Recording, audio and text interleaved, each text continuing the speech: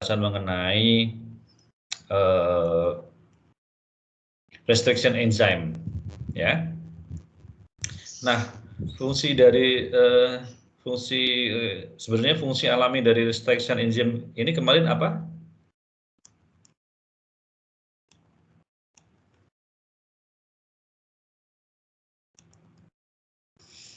Ada yang tahu? Kemarin fungsi dari restriction enzyme pada bakteri itu kemarin buat apa dia? Memotong DNA ya, Pak. Memotong DNA apa?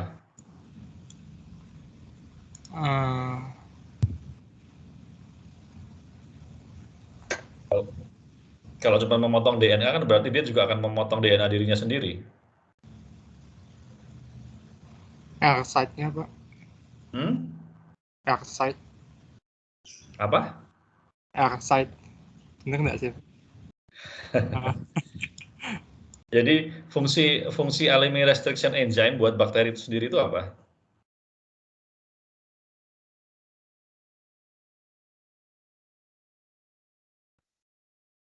Yang kemudian kita eksploitasi sebagai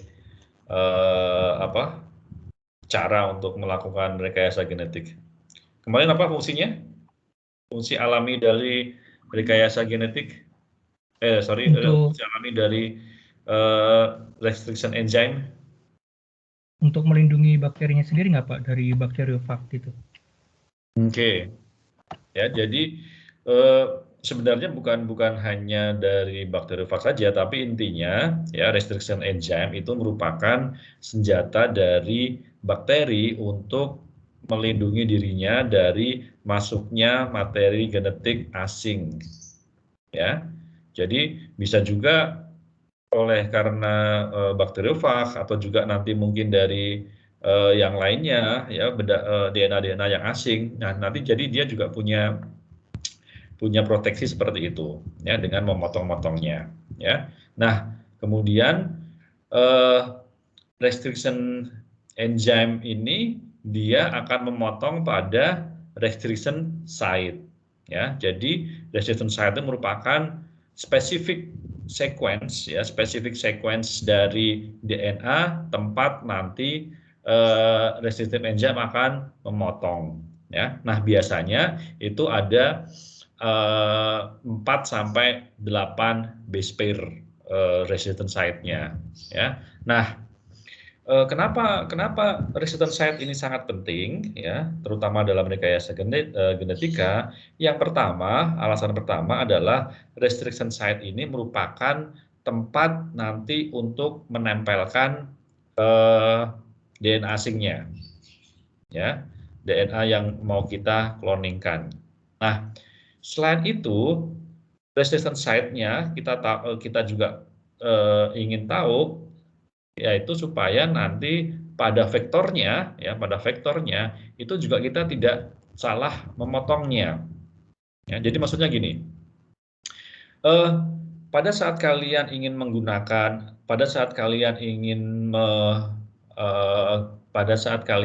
melakukan cloning, ya, kalian harus mencari pada sekuen tersebut ada atau tidak ya restriction enzyme yang ada pada sekuen tersebut. Ya, jadi kalau di sequence tersebut, di dalam sequence-nya ada restriction site yang akan kalian gunakan, ya berarti kalian tidak bisa menggunakan restriction site itu, karena itu nanti akan memotong DNA sequence-nya. Makanya harus dicari restriction site yang tidak ada di dalam sequence tersebut. Seperti itu. Ya, contohnya gini. Contohnya ini. Sebentar ya.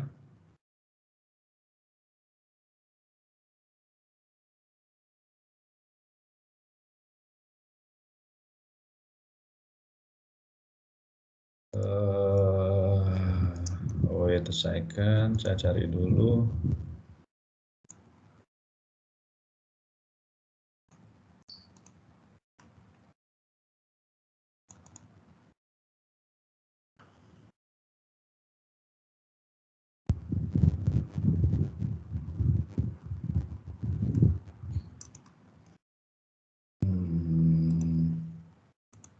Sebentar ya.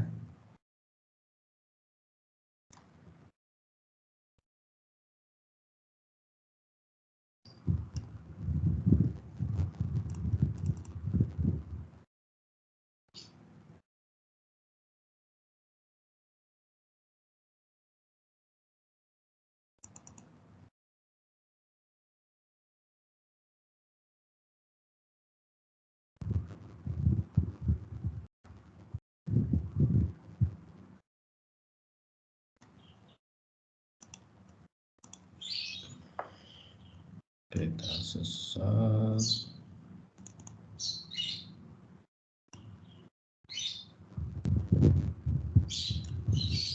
Saya akan contohkan bagaimana supaya kalian juga tidak bingung.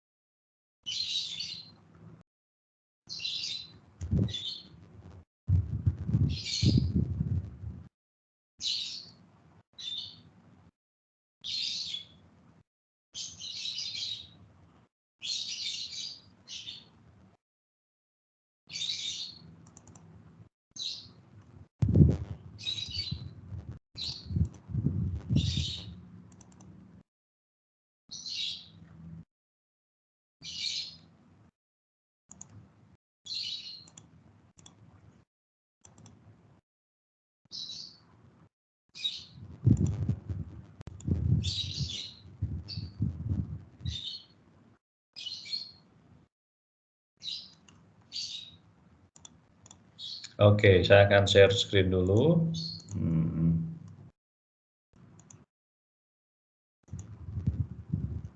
Oke, kalian bisa lihat sequence slide saya? Bisa, Pak. Oke. Nah, ini contoh ya. Ini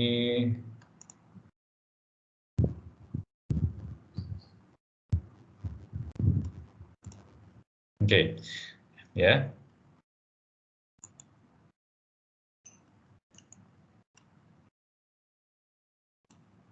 Oke, jadi ini merupakan suatu sequence gain, ya, namanya LCC, ya. Jadi LCC ini sequence-nya seperti ini, ya, sequence-nya seperti ini dari yang hitam, ya, dari yang hitam, kemudian sampai yang hitam ini, ya. Jadi yang hitam ini sampai yang hitam ini, ya. Nah, ini merupakan sequence dari LCC, ya, gain LCC ini. Nah, gain LCC ini itu nanti akan kita potong dengan NDA1 dan XO1, ya. Oleh karena itu, di ujung dari sequence LCC ini kita tambahi restriction site dari NDA1, ya, dan XO1 di sini. Ya, jadi nanti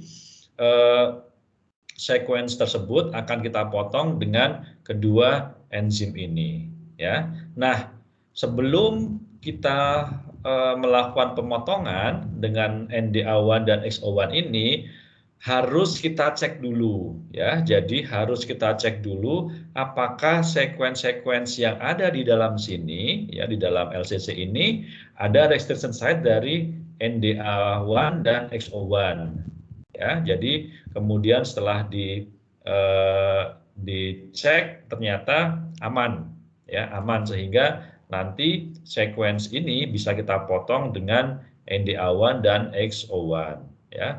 Nah, kalau misalkan terjadi di dalam sequence ini ada sequence atau restriction site dari NDA1, ya, berarti itu nggak bisa digunakan. Kenapa? Karena nanti dia akan memotong bagian tengah sequence-nya tersebut. Ya, jadi harus di luar dari sequence-nya ya. Jadi akan saya sebentar akan saya contohkan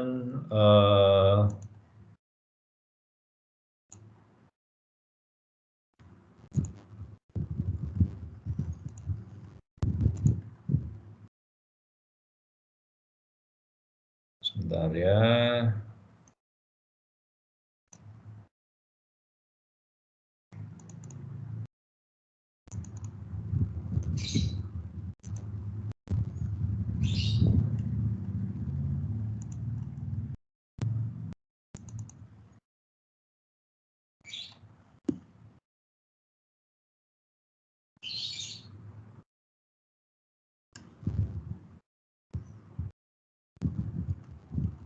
Oke, saya akan kasih contoh lagi sebentar.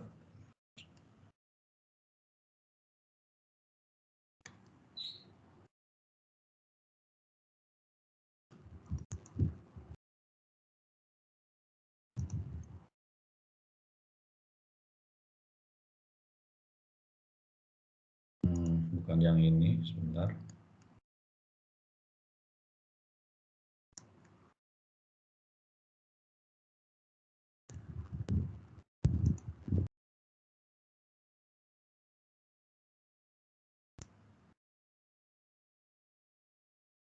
Oke, ya. Jadi, kalian bisa lihat slide-nya? Bisa. Oke, ya. Jadi gini, kemarin saya sudah cerita bahwa kita lab saya mau mengkloning gen-gen yang bisa mendegradasi plastik, ya. Nah, dari sini data sequence yang kita dapatkan di sini adalah dari data dari metagenomik. Artinya apa? Sequence yang kita dapatkan itu bakterinya tidak bisa kita kulturkan. Ya, kita tidak tahu bakterinya itu tidak bisa dikulturkan ya. Selain itu juga kita ngambilnya dari gene bank. Ya. Nah, ada 10 kandidat gen, ada 11 kandidat gen ya, yang gen tersebut itu bisa mendegradasi PET plastik dengan kemampuan yang berbeda-beda ya. Dengan kemampuan berbeda-beda antara lain ini dari halotermik, kemudian ini dari natraneurobus ya, kemudian dan lain sebagainya. Nah, ini gen sequence-nya, ini sequence DNA-nya, ini sequence proteinnya ya, dan seterusnya. Nah, dari kita punya 11 kandidat. Nah, kita punya strategi bahwa kita akan menggunakan ini tadi. Kita akan menggunakan ini ya, kita akan menggunakan restriction enzyme NDE1 dan XO1. Ya, kita akan memotong dan menempelkannya pada plasmid rekombinan dengan enzim restriksi NDE1 dan XO1 ya. Nah, oleh karena itu dari 11 enzim yang kandidat tadi kita harus cari ada enggak di antara sequence gen tersebut mengandung NDE1 dan XO1 ya. Nah, kalau ada berarti itu tidak bisa kita gunakan karena nanti akan kepotong ya. Contohnya ini ya, ini Heliothrasmic oryzae ya. Kita lihat ini tidak ada sequence-nya tidak mengandung restriction site dari NDE1 dan XO1 1. Oke, aman. Berarti gen ini bisa kita cloning dengan strategi yang ingin kita gunakan. Ya. Kemudian Natraneurobus thermophilus. Kita lihat sequence-nya. Nah, dia ada ini NDE1 ya. Jadi kalau kita gunakan restriction enzyme maka dia akan memotong di sini ya. Sehingga nanti kalau kita gunakan strateginya dengan gain NDA1, maka dia akan kepotong bagian depan dan bagian sini tadi karena di sekuennya ada NDA1. Seperti itu. Ya, jadi intinya adalah apabila di dalam sekuen tersebut ada restriction site yang digunakan untuk memotong baik itu DNA asing ya maupun plasmidnya atau vektornya, maka itu tidak bisa digunakan ya, sehingga gen dari Natraneurobus thermophilus itu nggak bisa digunakan ya. Kemudian kita cari lagi berikutnya, nggak ada, aman. Ini juga nggak ada ya, aman semua. Jadi di antara 11 kandidat gen ya, hanya satu gen tadi yang tidak bisa digunakan karena di dalam sekuensnya itu mengandung restriction site NDE1. Seperti itu. Ya. Bisa dipahami maksud saya? Atau masih bingung? Bisa, Pak.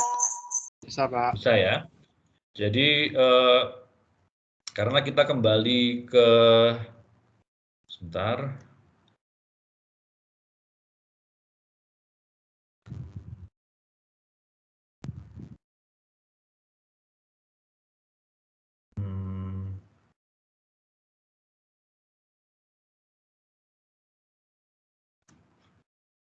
Sebentar ya.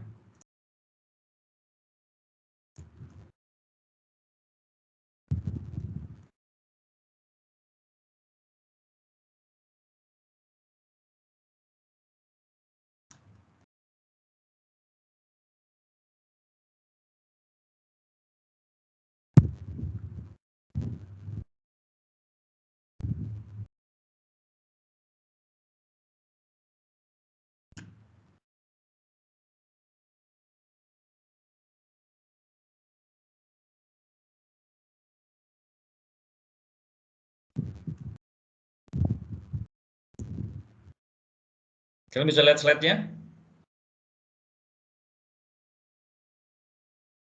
Bisa lihat slide-nya? Bisa, Pak. Oke. Bisa, Pak. Ya.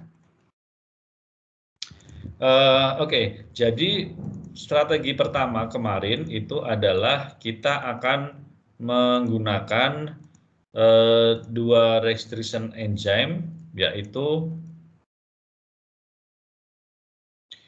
XO1 dan XBA1. Ya, jadi semuanya nanti baik itu enzim, baik itu gennya maupun plasmidnya akan dipotong dengan XO1 dan XBA1. Ya, nah ini cloning expressionnya juga dipotong dengan XO1 dan XBA1.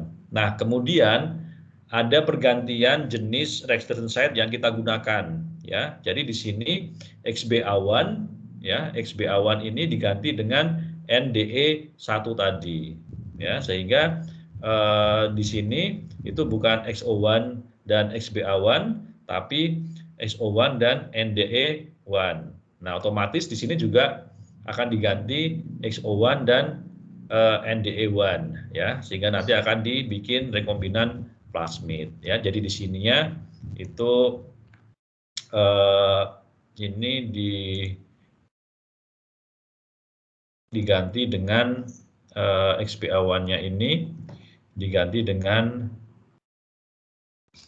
NDE1 ya. Nah, oleh karena itu tadi kita harus cek lagi ya, kita harus cek kemarin pada waktu kita menggunakan XO1 dan XBA1 itu 11 kandidat masuk semua. Tapi begitu kita ganti dengan NDE1 ya, NDE1 ternyata ada satu gen yang ada restriction site dari NDE1 tadi, sehingga itu bisa dihilangkan. Kita nggak pakai lagi karena kita tidak bisa menggunakan enzim itu ya, kita tidak bisa sekuensnya kepotong dengan enzim restriksi yang kita gunakan ya. Jadi itu bagaimana kita harus mengetahui sequence kita, ya. Nah, sekarang bagaimana kita mengetahui sequence kita ada restricted site atau tidak? Ya, itu ada banyak sekali program, terutama program-program yang digunakan dalam rekayasa genetik, ya. Ada yang berbayar, kemudian ada yang free. Nah, biasanya yang berbayar memang jauh lebih bagus dibandingkan dengan yang free, ya. Seperti contoh ini tadi, ya. Seperti contoh ini tadi, ya. Jadi ini sequence-nya, ya, sequence dari EON1 itu sudah dicek, ya. Kalian lihat di sini, ini merupakan resistant site dari enzim-enzim yang ada, ya. Dan di sini kalian lihat tidak ada NDA1 dan XO1, ya. Kemudian ini dan seterusnya, ya. Jadi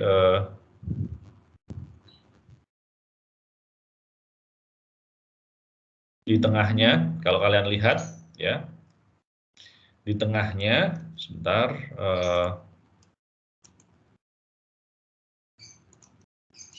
nah kalian lihat, kecuali di bagian ujung, karena ini kan memang kita tambahi NDA1 dan XO1, di bagian tengahnya itu tidak ada restriction site dari NDA1 dan XO1, ya. Semua ini sudah kita pilihin semua, dan kelihatan tidak ada tidak ada restriction site NDA1 di bagian tengah-tengahnya, seperti itu, ya. Oke, jadi kalau kalian mau cloning menggunakan enzim restriksi, harus dicek apakah di dalam sequence-nya ada resistant site dari enzim restriksi yang ingin kalian gunakan, ya. Sebentar, ya.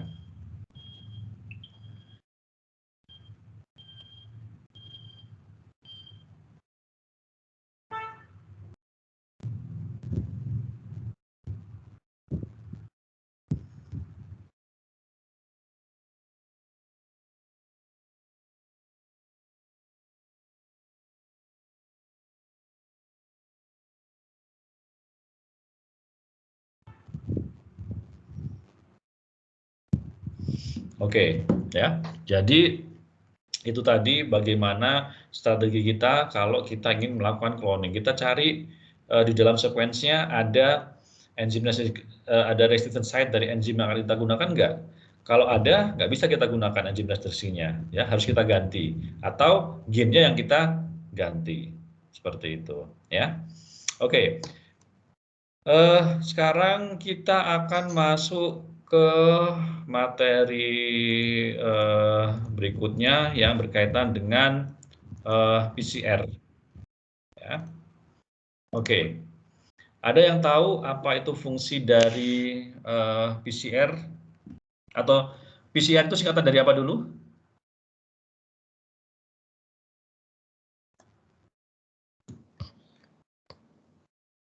Polymerase chain reaction, Pak. Polymerase chain reaction. Nah, fungsinya apa ini? Polymerase chain reaction ini?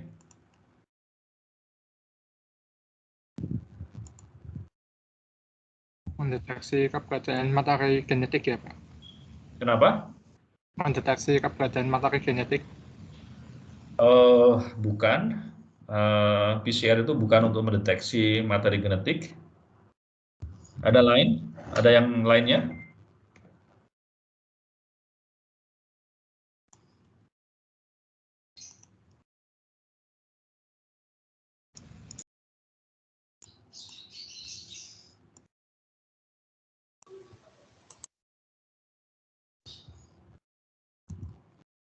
Ada yang lain?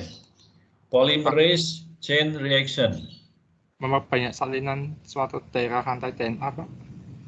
Gimana? Memperbanyak salinan rantai DNA. Polymerase chain reaction itu adalah fungsinya memperbanyak atau mengamplifikasi sequence DNA. Ya, jadi pada prinsipnya PCR itu adalah proses replikasi DNA yang dibikin oleh manusia. Jadi kalau kalian ingat sentral dogma biologi molekuler di mana ada proses replikasi, nah proses replikasi inilah yang ditiru oleh PCR atau prinsip dasar dari PCR ini, ya prinsip dasar dari PCR ini itu adalah proses replikasi DNA. Ya, jadi nanti fungsinya itu untuk mengamplifikasi DNA. Ya, oke. Saya akan memutarkan animasi dulu, ya.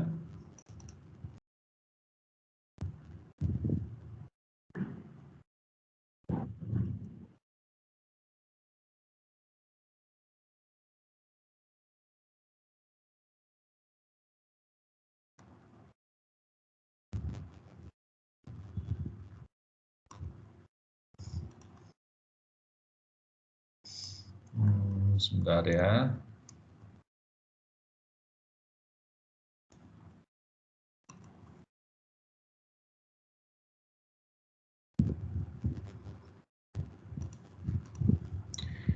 Saya akan putar animasi, kalian perhatikan baik-baik ya.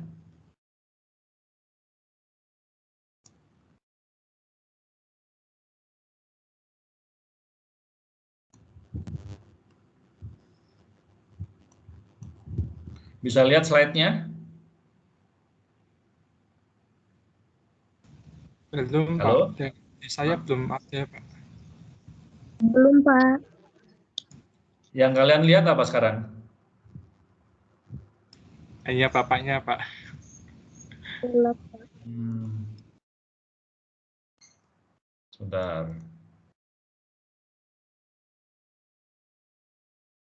Oke, bisa dilihat?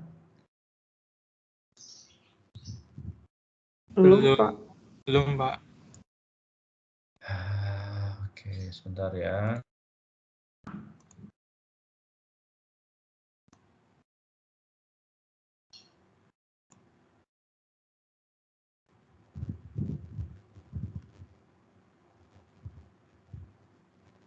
The polymerase chain reaction, or PCR, is an alternative to cloning for isolating a DNA sequence. PCR can selectively amplify a single copy of... Bisa dilihat? Belum, Pak. Hanya dengar suara, Pak. Hanya dengar suara saja ya? Iya, Pak. Iya, Pak. Padahal kemarin udah bisa ya. Sebentar ya.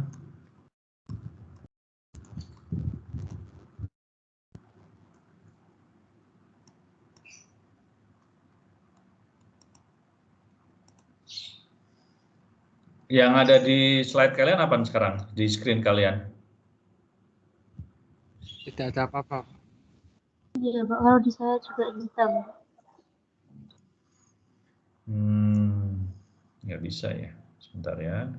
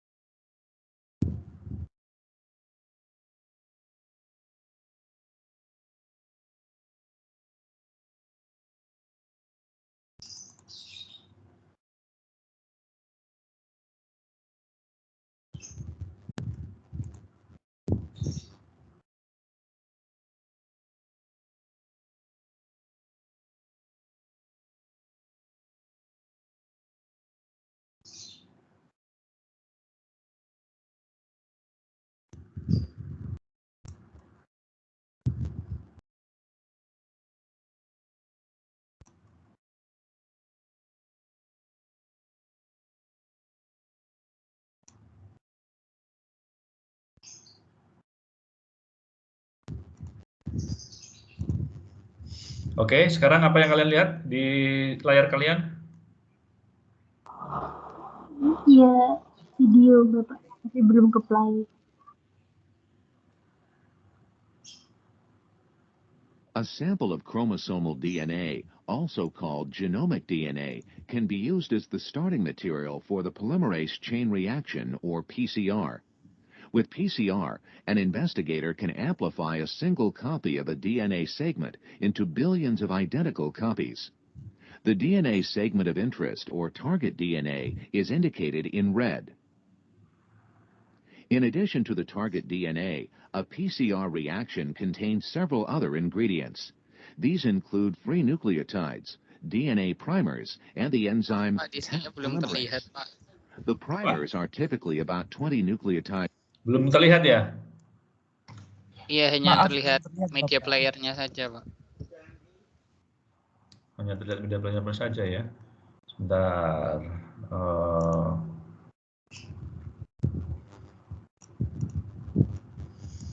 Coba saya gunakan media playernya yang lainnya.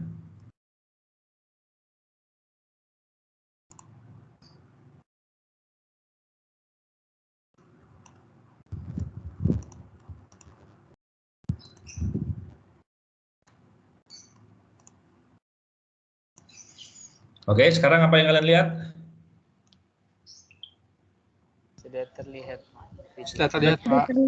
Sudah ya? Iya, Bang. Oke, berarti memang programnya ya. Oke, kalian perhatikan mengenai PCR ini ya.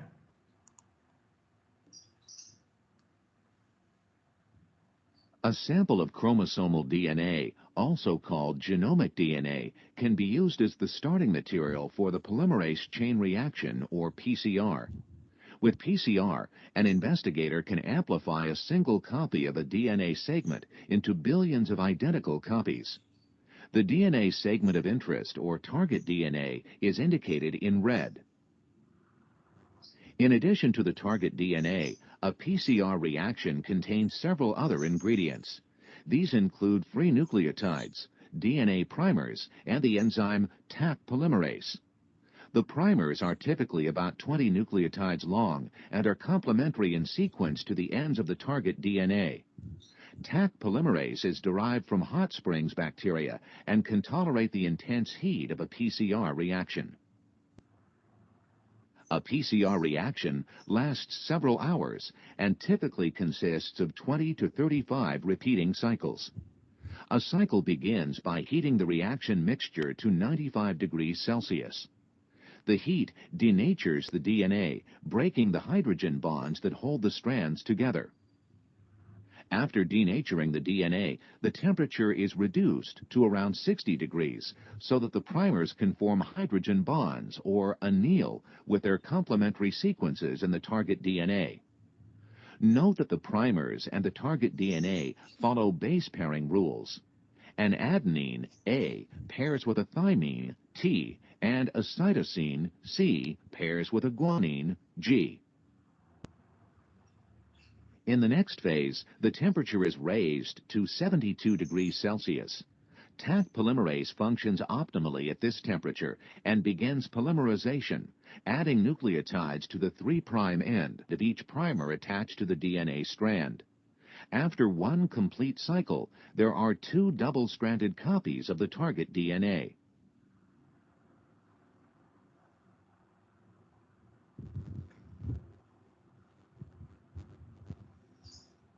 The PCR reaction mixture contains many copies of the primers and an abundant supply of nucleotides to perform many additional cycles. After a second cycle, there are 4 copies of the target DNA. After cycle 3 is finished, there are 8 copies of the double-stranded target DNA sequence. Note that only 2 of the double-stranded copies consist of just the target fragment. The others also include flanking DNA regions. As the number of cycles increases, the products consist of a greater proportion of fragments with just the target DNA. After 4 cycles, half of the fragments consist of just target DNA, and half of the fragments also contain flanking DNA. With each additional cycle, the number of copies of our target sequence doubles. At the end of cycle 25, there are more than 33 million copies of this double-stranded target region.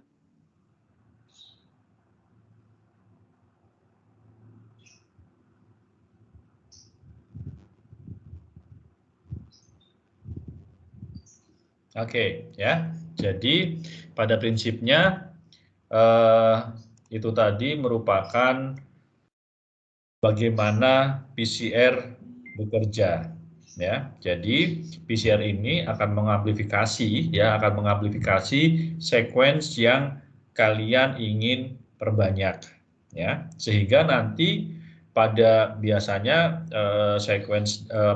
proses PCR ini sekitar 30 sampai 35, ya, 30 sampai 35 siklus. Nanti kalian akan mendapatkan, kalau berhasil, ya, kalau berhasil kalian akan mendapatkan 1 miliar produk dari gen yang atau sequence yang ingin kalian amplifikasi, ya. Nah, tadi sudah saya jelaskan bahwa proses dari PCR ini merupakan meniru cara kerja dari proses replikasi DNA pada suatu organisme, ya. Oleh karena itu, pada proses PCR ini itu dibutuhkan DNA template-nya sebagai cetakan, kemudian ada primer, ya, untuk memulai tak polimerasenya. Kemudian ada enzimnya sendiri, ya. Kemudian ada bahan bakarnya, yaitu nukleotidnya, ya. Kemudian ada buffernya, ya. Jadi ini merupakan reagen-reagen yang ada pada DNA, reagen-reagen yang ada pada PCR, ya. Oke, sebentar.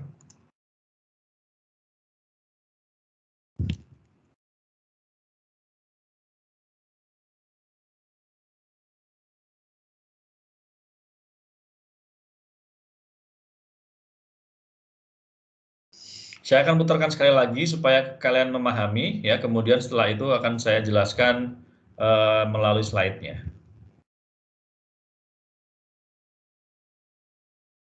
Atau langsung saya jelaskan saja dari ininya.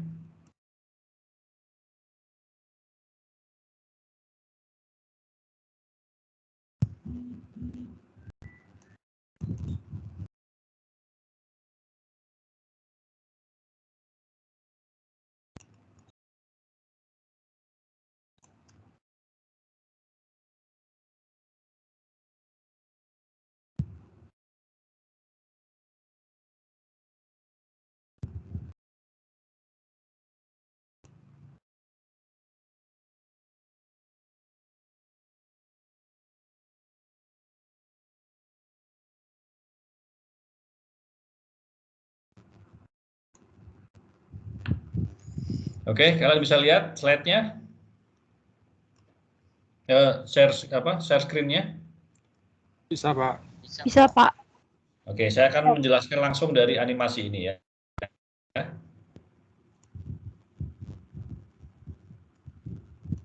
A sample of chromosomal DNA, also called genomic DNA, can be used as the starting material for the polymerase chain reaction, or PCR. Oke, ya.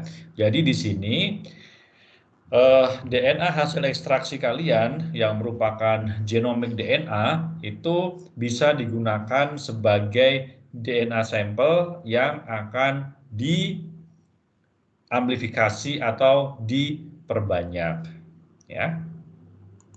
With PCR, an investigator can amplify a single copy of a DNA segment into billions of identical copies. The DNA segment of interest, or target DNA, is indicated in red. Oke, ya.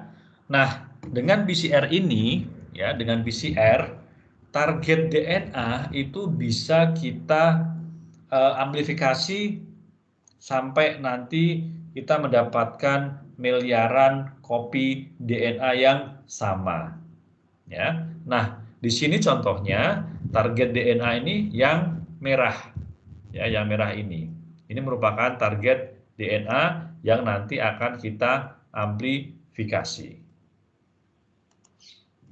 In addition to the target DNA, a PCR reaction contains several other ingredients. These include free nucleotides, DNA primers, and the enzyme Taq polymerase. Oke, ya.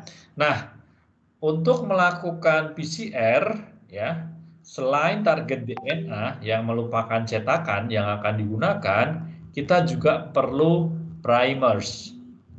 Ya, selain primers juga ada Taq polimerase dan nukleotid. Ya, jadi target DNA, primers, Taq polymerase dan nukleotid. Nah, sekarang kita ke primers dulu. Apa sih fungsi dari primers ini?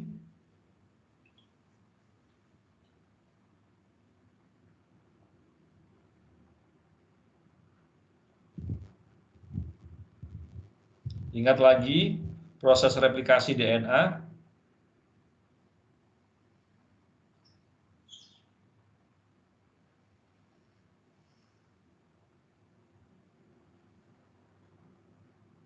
Apa? Fungsi dari primers? Sequence DNA bukan, Pak?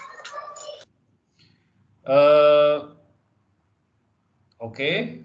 Kalau di PCR itu sequence DNA, tapi kalau pada replikasi dia adalah sequence RNA.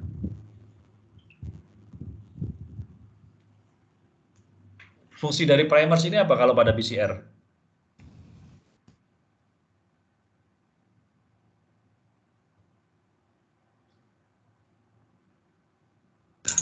Sebagai cetakan utama, apa bukan, Pak? Cetakannya tadi target DNA. Jadi cetakannya di sini adalah target DNA ini. Ya, target DNA ini. Pada PCR ya, primer ini digunakan sebagai pembatas ya. Jadi PCR primers ini digunakan sebagai pembatas daerah yang menjadi target DNA. Ya, oleh karena itu primersnya ada dua, forward yang di bagian atas dan reverse yang di bagian bawah. Jadi primers ini fungsinya ada dua. Satu, dia membatasi target DNA yang mau diamplifikasi atau mau diperbanyak. Dua, dia digunakan sebagai awalan bekerjanya Taq polimerase.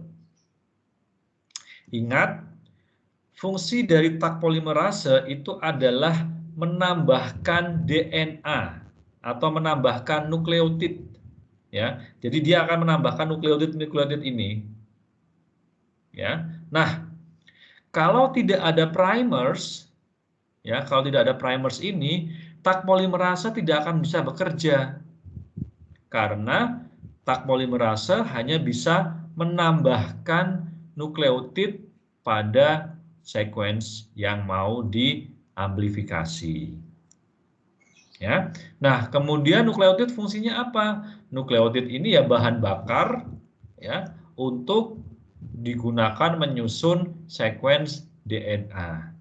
Jadi nukleotid ini ibaratnya kalau kalian membangun tembok, nukleotid itu batu batanya. Ya, batu bata yang digunakan untuk menyusun tembok-temboknya tadi. Ya. Nah, dari sini ini faktor-faktor yang digunakan dalam PCR. Target DNA yang nanti akan diperbanyak, primers yang fungsinya sebagai pembatas dari sequence yang akan diperbanyak dan juga sebagai awal dimulainya polimerase karena Taq polimerase di sini hanya bisa menambahkan ya, dan kemudian ada Taq polimerase ini enzim yang digunakan untuk membuat atau menambahkan untain nukleotid, dan nukleotid sendiri yang merupakan batu batanya. Ya. Oke, ada pertanyaan dulu? Halo Pak, Ya. izin bertanya Pak, untuk menentukan target DNA itu boleh sembarang titik itu Pak, atau ada panjang tertentunya gitu? Bebas. Yang menentukan kan kalian sendiri. Oh, tidak ada batasan ya Pak? Nggak ada batasan. Terima kasih Pak. Ya, jadi kalau untuk misalkan kalau untuk identifikasi organisme-organisme tertentu itu sudah ada targetnya, ya. Tapi kalau cloning kan kita sendiri yang menentukan mau kita apa yang mau kita cloning, ya sequence mana yang mau kita cloning itu kan tergantung dari kita, suka-suka kita, ya. Jadi tidak ada batasan, cuma nanti semakin panjang ya semakin nggak bagus gitu loh, ya hasil replikasinya gitu, ya. Jadi tetap ada batas-batasnya, ya. Oke, saya lanjutkan lagi. The primers are typically about 20 nucleotides long and are complementary in sequence to the ends of the target DNA. Taq polymerase is derived from hot springs bacteria and can tolerate the intense heat of a PCR reaction. A PCR reaction lasts several hours and typically consists of 20 to 35 repeating cycles. A cycle begins by heating the reaction mixture to 95 degrees Celsius. The heat denatures the DNA, breaking the hydrogen bonds that hold the strands together. Oke, ya. Tadi dijelaskan bahwa primers itu biasanya cuman sampai 20-an base pair, ya. Jadi 20 base pair.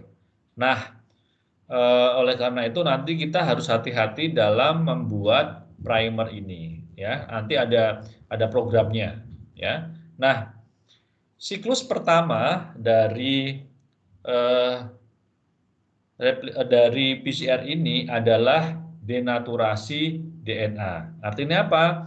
Denaturasi ini artinya hidrogen bonding, ya, ikatan hidrogen antara basa-basa dari DNA itu diputuskan.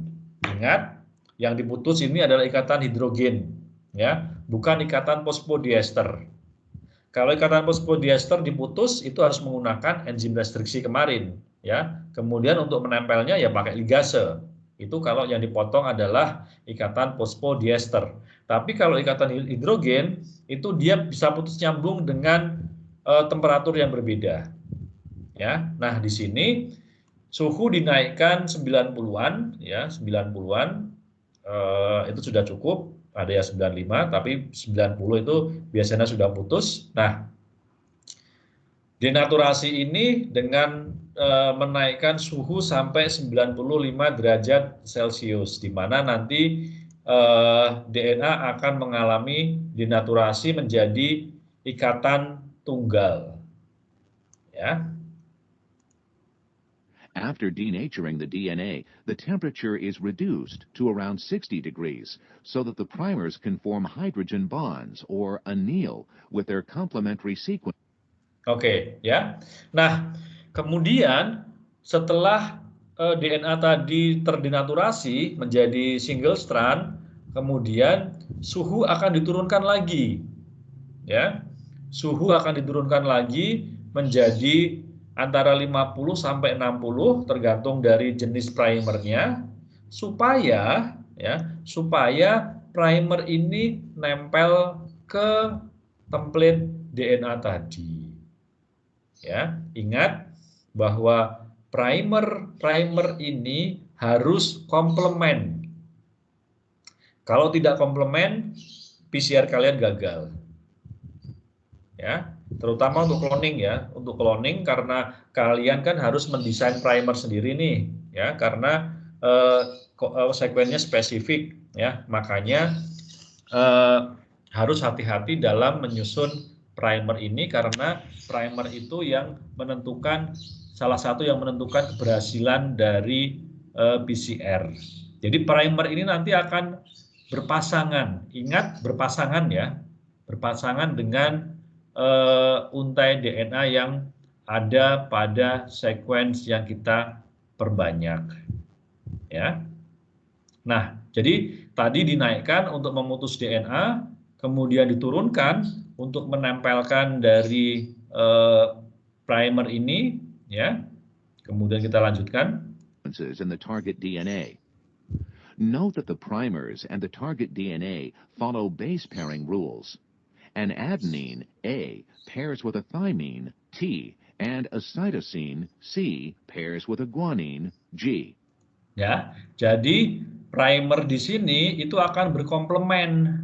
Makanya kalau nanti kalian bikin sendiri primer, kalau enggak pas, ya nggak akan nempel. Kalau nggak akan nempel gimana? Ya nggak akan terbentuk replikasi DNA-nya. Seperti itu, ya. In the next phase, the temperature is raised to 72 degrees Celsius. Taq polymerase functions optimally at this temperature and begins polymerization, adding nucleotides to the 3' end of each primer attached. Oke, ya. Nah, setelah tadi suhunya diturunkan 50 sampai 60 supaya primernya nempel, ya. Setelah primernya nempel, maka suhu dinaikkan lagi menjadi 72 derajat. Di suhu 72 derajat ini, Taq polimerase itu bekerja.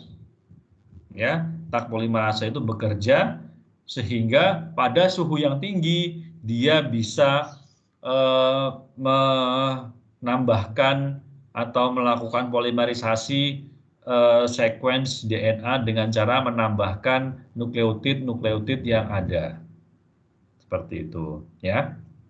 Nah, dulu sebelum ada Taq polimerase yang bisa bekerja pada suhu 72 tahun 80-an, ya, awal-awal ditemukannya mesin PCR, sebelum ditemukannya Taq polimerase, itu para saintis menggunakan DNA polimerase dari E. coli, di mana pada E. coli ini suhunya itu 30, sehingga sangat susah untuk melakukannya, ya, nggak praktis, ya. Nah, kemudian ditemukan enzim Taq polimerase ini yang berasal dari Thermus aquaticus, ya. Jadi Taq polimerase. Nah, Taq polimerase itu singkatan dari Thermus aquaticus, itu merupakan bakteri yang hidup pada sumber air panas di Yellowstone di Amerika. Ya, jadi para saintis itu mereka menemukan mengisolasi bakteri dari sumber air panas di Yellowstone, dan kemudian setelah diisolasi, di screening kemampuannya bakteri-bakteri dari termofil tersebut, ya, dan ternyata mereka memiliki Taq polimerase, enzim Taq polimerase yang bisa bekerja pada suhu 72, ya. Nah, jadi tim yang menemukan Taq polimerase ini adalah Madigan. Jadi kalau kalian baca buku notebook mikrobiologi yang karangannya Madigan and Brock, ya. Nah, kelompoknya riset tim dari atau labnya Madigan ini yang mereka menemukan atau mengisolasi bakteri termofil dari sumber air panas Yellowstone, ya. Jadi sedikit cerita, sewaktu saya dulu 2014-2015 di Amerika, di San Diego State University. Nah, kebetulan salah satu profesor yang di situ, ya, itu dulu mahasiswa S3-nya dari Madigan ini. Jadi dia ikut mengeksplorasi atau dia ikut mengisolasi bakteri-bakteri dari dari sumber air panas di Yellowstone itu. Ya, jadi sekitar tahun 70-an lah. Ya, tahun 70-an. Saya bahkan masih belum lahir, ya. Jadi pada tahun 70-an itu lab grupnya Madigan itu ada mahasiswa S1, S2, S3.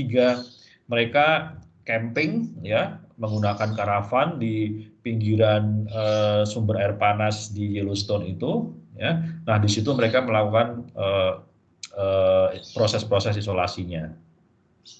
Dan yang menarik katanya karena itu masih tahun 70-an, masih hutan ya, masih belum jadi taman nasional, itu banyak sekali, masih banyak beruang grizzly-nya yang berada di sekitar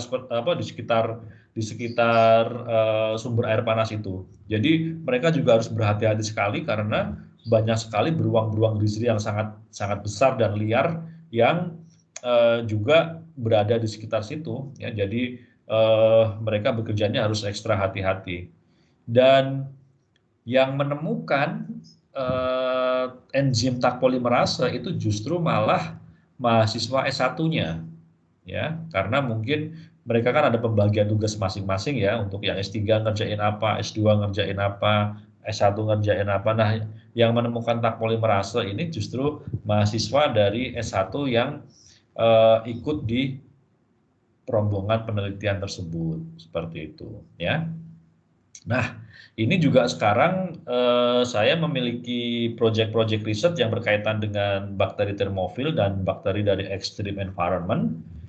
Mungkin di antara kalian ada yang menjadi ikut di KP saya yang berkaitan dengan bakteri termofil. Jadi di sini sama, nanti pendekatannya adalah saya mencari enzim-enzim yang bisa bekerja pada suhu yang tinggi ya, di atas 40-an, sehingga nanti ini akan menguntungkan buat industri ya, industri-industri yang menggunakan memerlukan enzim, industri deterjen, industri hampir semua industri itu memerlukan enzim ya. Nah, biasanya pada industri itu menggunakan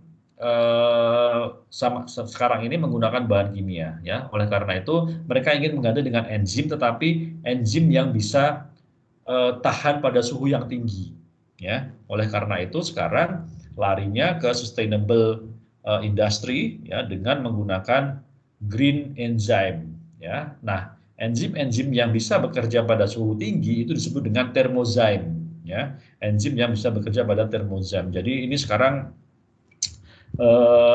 anak-anak yang ikut di riset saya lagi men-screening enzim-enzim yang penting bagi industri pada suhu-suhu yang di atas 40 tadi, supaya nanti kita bisa mendapatkan kandidat-kandidat bakteri yang bisa menghasilkan enzim pada suhu yang tinggi ya. Jadi Tak polimerase di sini salah satu contoh bagaimana enzim termofil itu merubah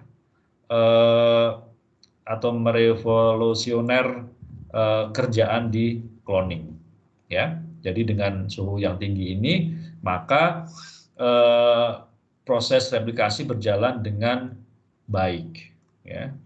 Nah, kita lanjutkan. Temperature and begins polymerization, adding nucleotides to the 3' end of each primer attached to the DNA strand. After one complete cycle, there are 2 double-stranded copies of the target DNA.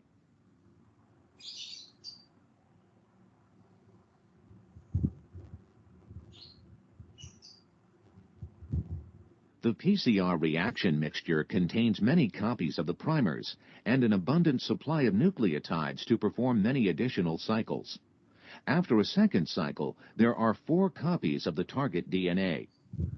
After cycle 3 is finished, there are 8 copies of the double-stranded target DNA sequence. Note that only 2 of the double-stranded copies consist of just the target fragment. The others also include flanking DNA regions. As the number of cycles increases, the products consist of a greater proportion of fragments with just the target DNA. After 4 cycles, half of the fragments consist of just target DNA, and half of the fragments also contain flanking DNA. With each additional cycle, the number of copies of our target sequence doubles.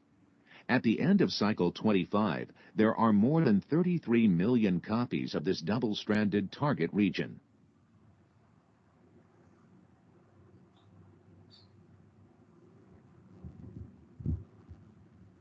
Oke, ya. Jadi tadi setelah dia Tak polimerase bekerja, ya, setelah Tak polimerase bekerja, maka prosesnya akan berulang lagi, ya.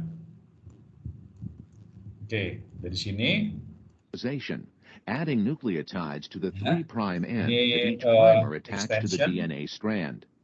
After one complete cycle, there are 2 double-stranded copies of the target DNA. Nah, ini ada 2, ya. Tapi masih belum sesuai target.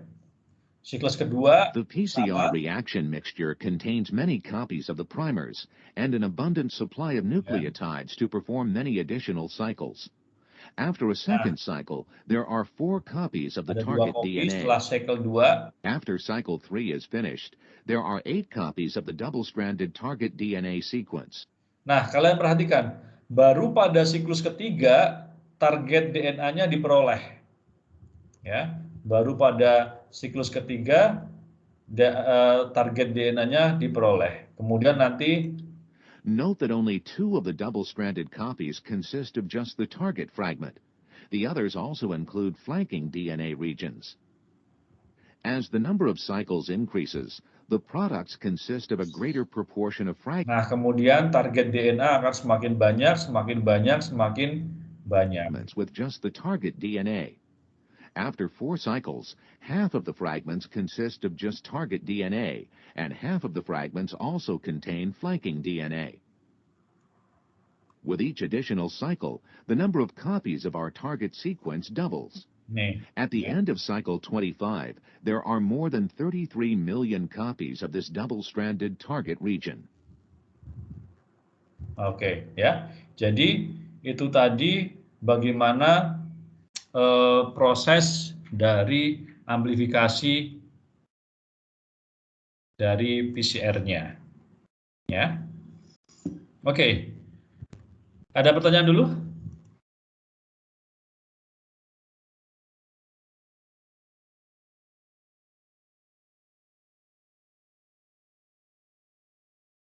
Ada pertanyaan atau masih bingung? Halo Bapak. Ya. Sebenarnya Pak, tadi kata Bapak di awal tuh kalau berhasil tuh bisa terbentuk sempurna gitu Pak sampai siklus ke-35 kalau nggak salah. Iya. Itu mungkin faktor kegagalannya apa saja ya Pak yang bisa menyebabkan kegagalan itu? Faktor kegagalannya banyak. Bisa tadi primernya yang tidak sesuai, dia tidak bisa komplement. Kemudian reagen-reagennya, ya, tak polimerasanya yang rusak atau buffernya yang rusak dan lain sebagainya. Banyak faktor-faktornya, ya. Bisa juga suhu annulingnya nggak pas, ya. Jadi ini yang harus yang harus diantisipasi, ya. Oke. Saya akan tunjukin lagi animasinya, ya. Sebentar.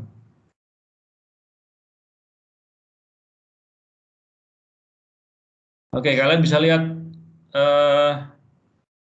screen saya? Bisa, Pak. Nah, ini step by step-nya ya. Oke, jadi polymerase chain reaction siklus pertama denaturasi DNA, ya. Jadi PCR dimulai dengan mendenaturasi DNA, ya. Sampel dipanaskan 90 sampai 94 sampai 96 tergantung dari programnya nanti selama 1 menit cukup biasanya supaya memisahkan untai DNA-nya ini. Ya, di sini region interest-nya. Nah, siklus pertama sudah, ya. Jadi denaturasi, kemudian yang kedua namanya annealing. Step kedua namanya annealing. Di sini primer akan menempel pada ujung-ujung targetnya. Ingat, tadi fungsi dari primer itu sebagai pembatas sequence yang akan diperbanyak, ya. Nih, primernya, ya, nempel di upstream dan downstream. Nah, kemudian setelah annealing, langkah yang ketiga adalah extension. Extension ini dinaikkan 72 sebagai suhu kerjanya dari Taq polimerase. Nanti dia akan memperbanyak DNA dengan menambahkan nukleotid sesuai dengan template-nya. Ya. Nah, ini ya. Ini siklus pertama. Ya, siklus pertama tadi belum ada produknya. Kita lanjutkan siklus kedua, denaturasi DNA jadi 4, untai tunggal, annealing primer, ya, extend. Oke. Siklus kedua belum dapat juga targetnya, ya. Siklus ketiga lanjutkan. Denaturasi, ya. Annealing, extension. Nah, dari siklus ketiga ini mulai terbentuk target DNA-nya. Ya, target DNA-nya terbentuk, kemudian diteruskan sampai ke siklus ke-30 atau 35. Ya. Oke, jadi ini bagaimana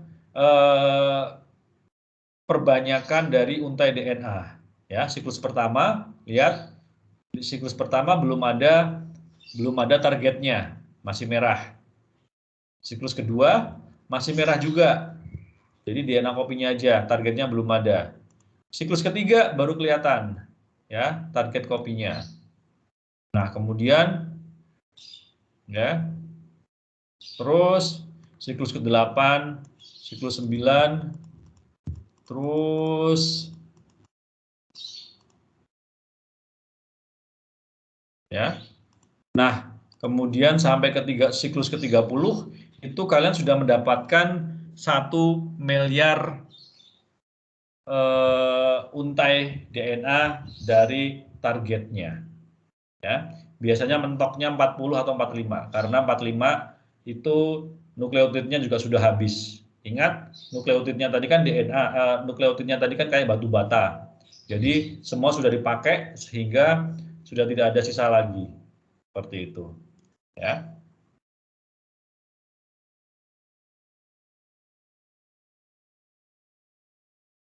Oke, ya. Jadi itu tadi bagaimana proses amplifikasi dari atau PCR step-stepannya. Ya, nanti kalian akan saya kasih saya kasih slide-nya, bisa kalian pelajari. Ya, jadi yang jelas dari animasi tadi kan kalian sudah ada gambaran, tinggal kalian pelajari lebih detailnya di slide yang akan saya berikan. Oke? Oke, Pak. Oke, ada pertanyaan dulu sebelum saya akhiri? Untuk absen, yang hadir sudah bisa semua ya? Ada kendala, Bapak. Siapa? Saya kirim Umi. Saya kirim di chat gitu, Pak. Ya. Oke. Oke, sambil nunggu siapa saja yang belum bisa absen, ada pertanyaan dulu? Ya, silakan. Saya izin bertanya, Pak. Tadi pas PCR itu kan awalnya pas cycle ketiga itu baru ada target kopinya ya, Pak, target DNA-nya. Terus itu target kopisnya DNA kopisnya ada 8, target DNA-nya ada 2. Itu kenapa, Pak, pas udah di cycle 30 itu hasil akhirnya jadi sama semua, Pak? Maksudnya DNA kopis sama target DNA-nya jadi sama, itu kenapa ya, Pak? Kan awalnya berbeda. Ya, karena nanti yang diamplifikasi itu adalah semuanya, dan pada akhirnya yang diamplifikasi paling banyak itu nanti adalah DNA targetnya. Ya, kamu lihat tadi pada siklusnya, ya, pada siklusnya tadi kan pertama dia DNA kopinya dulu, ya, kemudian setelah DNA kopi baru tadi banyak adalah DNA dari targetnya, sehingga nanti pada siklus ke-30 ya itu sudah menjadi gabungan antara DNA target dan DNA kopinya, tapi lebih banyak DNA dari targetnya sendiri ya, karena nanti itu yang DNA target kan akan menjadi lebih banyak daripada DNA kopinya. Ya. Baik Pak, terima kasih atas jawabannya. Oke, sebentar ya, saya lihat dulu. Oke.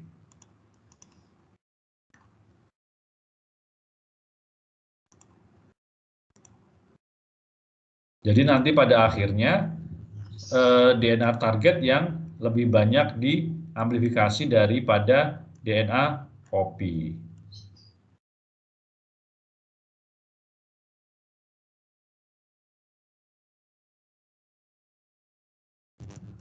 Oke, ada pertanyaan yang lain?